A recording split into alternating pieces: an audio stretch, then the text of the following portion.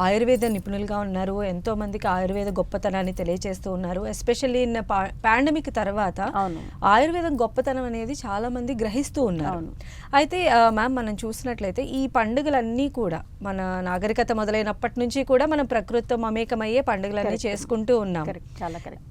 So అయితే ప్రతిదీ కూడా ప్రకృతి నుంచి వచ్చే దాంతోనే సెలబ్రేట్ చేసుకుంటూ ఉన్నాం కదా.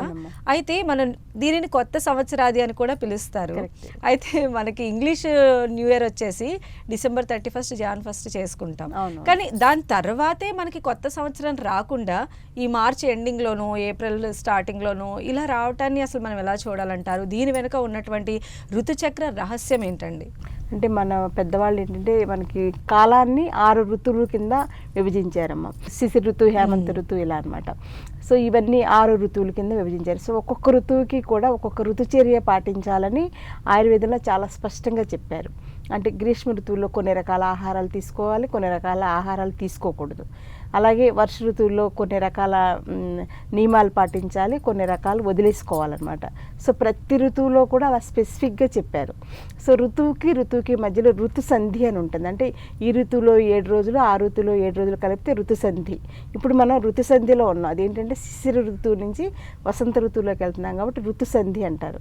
సో ఈ ఋతు సంధిలో ఏంటంటే మనం పాత ఋతువులో ఉన్నటువంటి అలవాట్లన్నీ వదిలించేసుకుని కొత్త ఋతువులో వచ్చేటువంటి అలవాట్లని పెంచుకోవాలి. సో ఈ ఋతు సంధిలో వచ్చేది ఉగాది పండుగ.